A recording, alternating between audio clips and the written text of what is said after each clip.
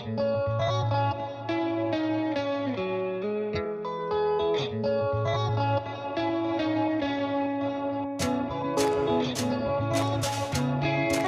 thank you all for being here as well. My name is Rachel Harrison. I'm the adult programming coordinator. Kathryn Kauffman.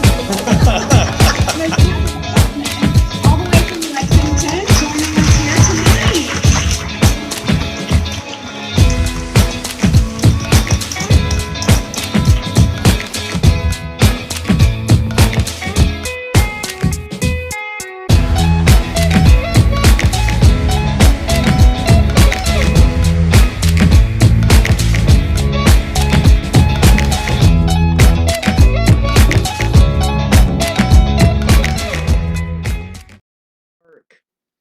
Big shout out to Miss Barbara Bacon and Crystal Crazy. Awesome to see you. We might have a gemstone question or two in a bit, so hang out if you can. And a special shout out to Laura Day over here on Facebook. Couple of housekeeping things, you guys. Tomorrow, beginning at 9:30 a.m. Eastern Standard Time, is our autumnal equinox, and that's when the light is equal to the hours of night. So we have equal night, equal day. And tomorrow Wednesday, I'll be doing a special video on working with fall and the seasonal energies. And this is always something that I do in the autumn when fall begins. And it's really a lot of fun.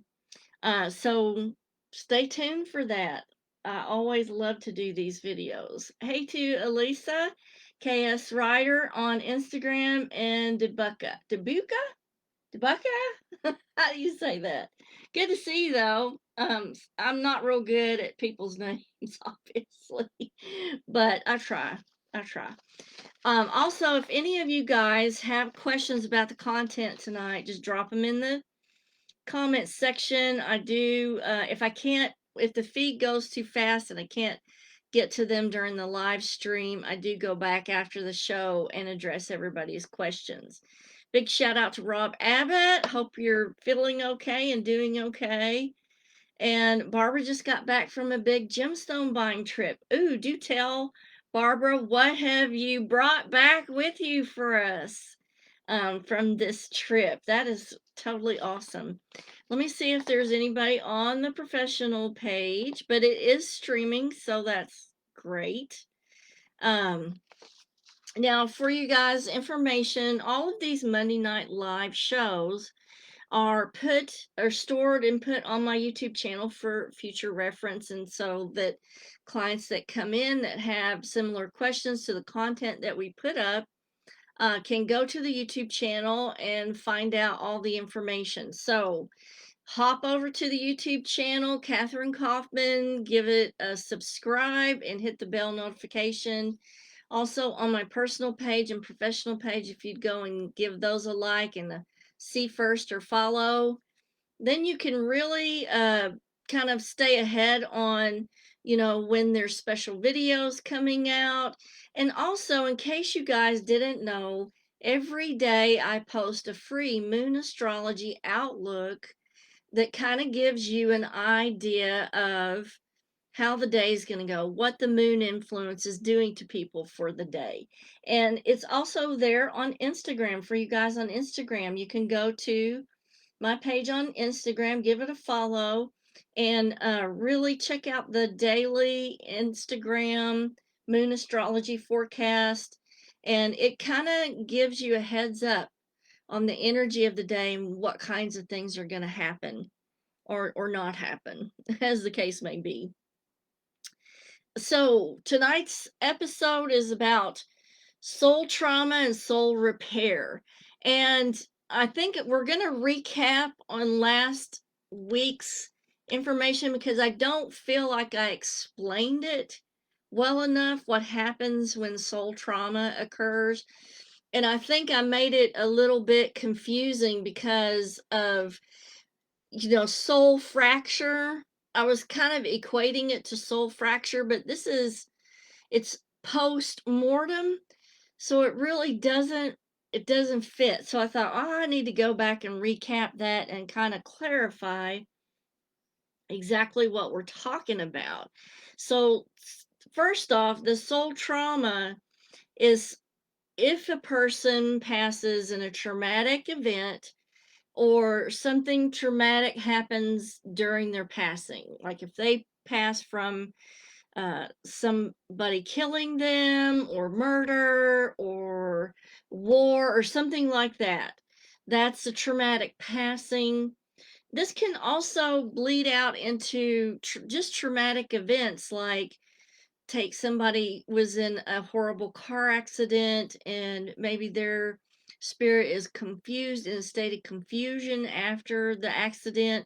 So this kind of covers a lot of different kinds of deaths that can be considered traumatic. Again, if you guys have any questions, just put them in the comments and I will try to um, get to those. Okay, let's see here. There we go. All right. Let me make sure there aren't any questions before I get into this.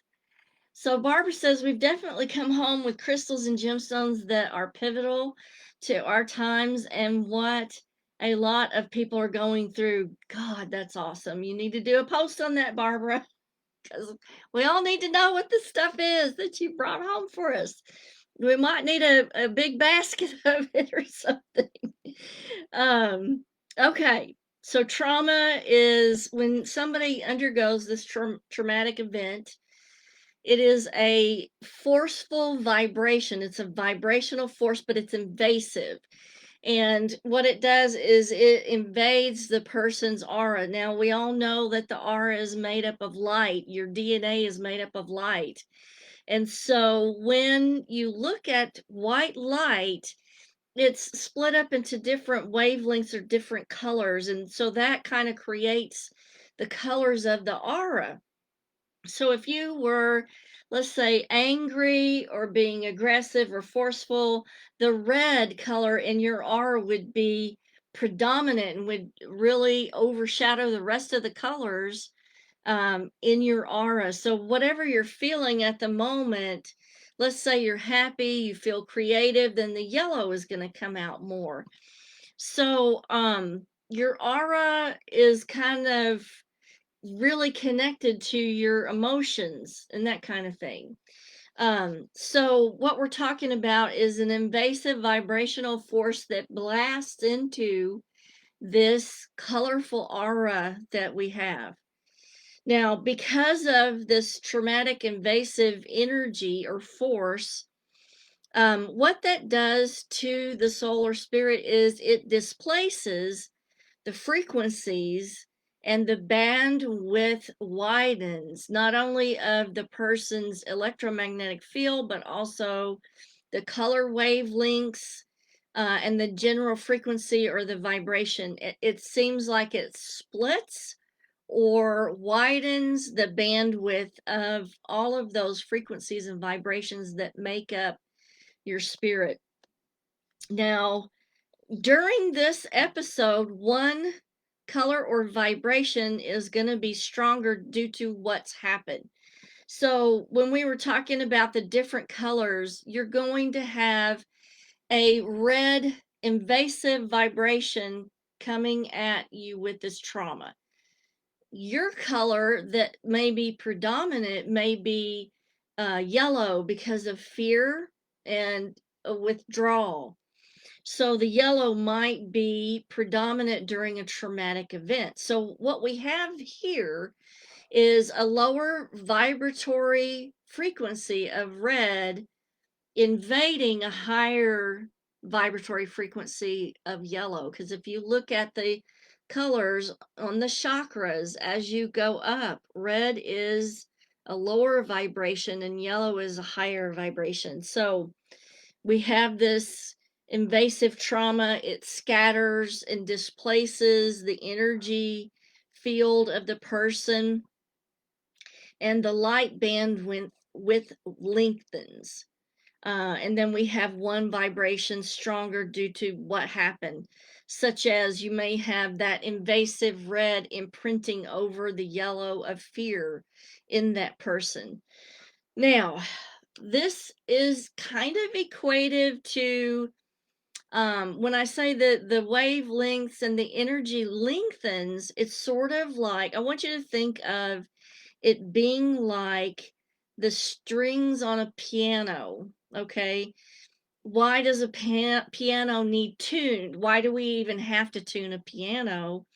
Is because the strings go out of tune when they're stretched by pressure and the loosening of the keys and stuff. So it's kind of like that. When the spirit's blasted with this trauma, it's sort of like loosening or stretching by pressure or force, um, the strings, if you will, of your spirit. And so the light waves are split just like a prism. A prism bends the light to where you can see all the different wavelengths of color. And so the reason why you see all the wavelengths of color as it goes through a prism is that the different color waves travel at different velocities through the medium of the prism. So now we kind of understand a little bit about how this soul trauma happens, and it displaces the energy, and it keeps a person in a confused state of being during that time. Now, how does repair happen, and who does it, and how can we help with this situation?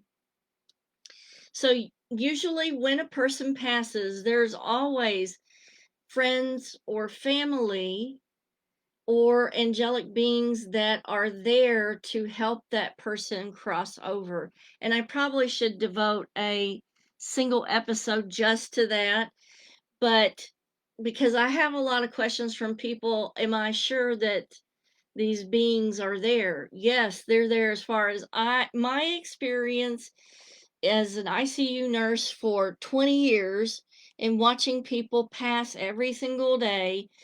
My experience has been that there's always somebody there to assist that person as they cross over. Now, here's another misconception that people have is that they have to be blood related. That is absolutely not true. A friend can seem like a mother or a sister by an energetic connection, and it's the energetic connections that are forever and everlasting, not the physical. The physical, the blood, the biogenetics, that's all gone when you pass. So the energy connections are what are forever. And so it's almost more important that a person feel like that's my sister, or I feel like that's like a brother or a father, then that energy is there to assist that person. And angelic beings are often put with people of traumatic events to help with this soul repair. So the first phase is reorientation of the soul or spirit to their surroundings after what's happened. Because when the soul trauma happens and that disorientation sets in, the soul can be trapped in a confused state. But the loved ones, the friends, and the angels are put there to first and foremost reorient the person to their surroundings. Okay. That sometimes takes a while to accomplish. And really, these things are all happening in the realm of light. And so, during when that person is in the realm of light, there's not really a sense of time. So, when I say it takes a long time, sometimes after a person passes, and it can be years. If I'm doing a reading or a mediumship and that person is still in a state of confusion, let's say 10 years later, it's because time for them doesn't pass like it does for us. It's not linear. It's a location, and it for them it's happening right now instantaneously. It's not a 20-year cycle or a 10-year cycle. So time is different for entities in this space. Let me check for questions before we go any further. Hey to all you guys over here on the professional page. Shout out to Jody and Melissa A. Kiley. So Melissa wants to know, how do you know what color your aura is? Melissa, you're made of light, and light is comprised of all the different colors all in one, and it fluctuates with your mood or your emotions. Like I said, if you are in a state of anger, then the red is going to come out predominantly. If you are studying and you're in school and you're learning a lot of stuff, your predominant color may be coming out yellow or orange. But it's proven now that your DNA holds exactly 1,000 photons, which are light particles. And so you're completely made of light, which is all the colors of the rainbow. So your aura is not just one color, but it changes in accordance to, spiritual growth, intellectual needs and stuff, and your moods absolutely determine your auric color. Because, like I said, when you're undergoing trauma, you may have a more yellow type of aura from fear. And if you're the aggressor, you're going to have a more red type of aura. So Jody wants to know, my husband hemorrhaged to death, and he started coughing and started hemorrhaging and died on the road before ambulance got there. All I want to know is he is okay. I miss him so much. So Jody, you want to stay tuned to the end of the show, because I'm going to give you guys things that you can do to make sure your loved one is okay and to help with the process. Hi to Janette. And good to see you, Janet. Give the page a like and a follow. And she wants to know, do you do readings of loved ones? If you do, can you see my mom's coming through? Well, these are informational videos, and I am going to leave a link to the website. If you want to do a mediumship, it'll be on the website. Let's see. Let me check for more questions. So Joshua, good to see you, and says, even though my mom did not pass from a traumatic event, the morning she died, I felt death. Would this be considered an invasion to your aura when you can sense this? Yes, it's an invasive type of feeling. And if you will remember back to the event, you're going to feel either pressure on the head or the heart area. So that is kind of what you'll be feeling on that.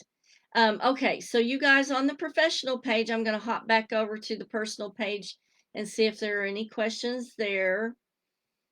And let's see. No questions here. Special shout out to Taya and Sandra Lee Small. Okay, so what can we do with this? First stage was reorientation by family, friends, angels that are put there to be with them. The reason why there's more than one person put with the person who's passed from the traumatic event. And certainly when Jody was saying about her husband passing, that's a traumatic event, that type of passing. And so they're going to have several people from the family who've passed on, helping them reorient.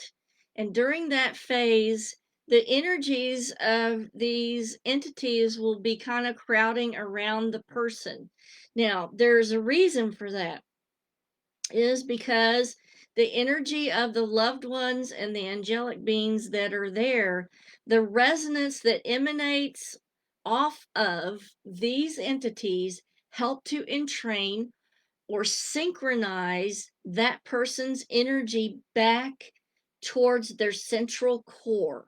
Okay, it's sort of like restoring a 0 point. So the energies are synchronized, but they're using the energy of the loved ones and the angels to kind of calibrate their own energy back towards their core. Okay, so that's phase 3. So the first phase is reorientation, and the second phase is entrainment, the clustering of the energies around. And the third phase is the synchronization of the person's energy to the loved ones around them and to the angelic force. Now, again, I'm going to refer to the tuning of a piano. It's energy tuning is what they're doing for that person in that state of being. The angelic vibration is a kind of tuning fork, so they use it as a tuning fork.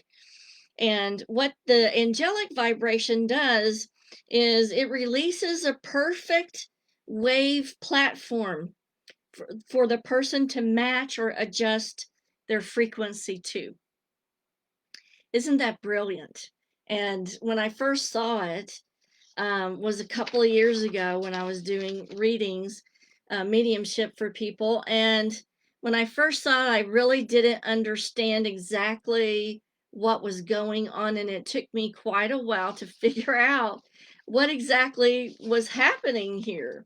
So let me check for more questions as we get into this a little bit more. And, okay, gotcha. All right. So these angelic frequencies are acting as a tuning fork. Now, one thing that people have asked me, and I am aware of, is the memories of the person are intact, but the vibration frequency is restored. The natural consolidated frequency is restored during this process. Now, how long does this process take? Sometimes it takes a while for some people, and others it's right away. So it's hard to say how people react to this. So let's see, Norel says, so is leaving a glass of water out overnight a good thing to help spirits? Being that water conducts an electromagnetic energy, I think it could be, Norel.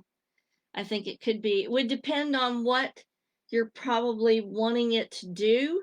So I'm going to ask you, like, what is this a something you were told to do, something you learned to do, and what is the significance of it for you? Laura says, I had a near-death experience when I was 18 years ago after major surgery. I had a visitor who held my hand. I thought he was my father at first. I was going to go with him. We talked about my purpose in life. I decided I wasn't finished. My memory of his appearance, let's see, let me go down a little bit. Let's see. My memory of his appearance is not clear at all, more like a dark wall that I can't see through, but I was going to get off that table and go with him. Complete trust. It had a huge impact on my life. What kind of effect would this be on my soul? When my mom was dying, she kept seeing a dark figure around her bed or in the bed during the last few weeks. Sometimes it had a light. My dad also saw it one night with her. At first, they thought it was my daughter in there with her phone, but it wasn't anyone else. Okay, so that's a lot. So first off, the person that was with you when you were having the near-death experience could have been a spirit guide. It could have been an angelic being that certainly was there to give you comfort and help you with the decision, and helped you work through that decision. And usually when people are going to pass, you may see spirits that assist in the crossing in or around them a couple of days before they pass, or maybe even hours before they pass. So that's probably the dark figure with the light that you guys were seeing, especially if nobody knows who it is, or they can't identify um, from just looking at the entity what it is. So it could have been spirit guide or angelic being. Let me check the professional page for questions. And let's go over a little bit more about what we can do to assist this situation. Okay, so even though the person's memories are intact, they still will suffer from triggers. So let's say the person goes on to be reincarnated, there are still triggers that are present vibration wise in the aura and in the memory. And so let's say a person died traumatically of drowning and they go on to be reincarnated, and then the next life they have a horrible fear of water. The trigger is still there. The memories are still kind of in the unconscious mind. So that person would have to have, hypnotherapy or be regressed in some way to access those memories, to maybe work with those memories to repattern them so that they don't affect the person as much in the current life that they're experiencing. So triggers can be a problem for the spirit for the future. Now, what can you do to help with this situation?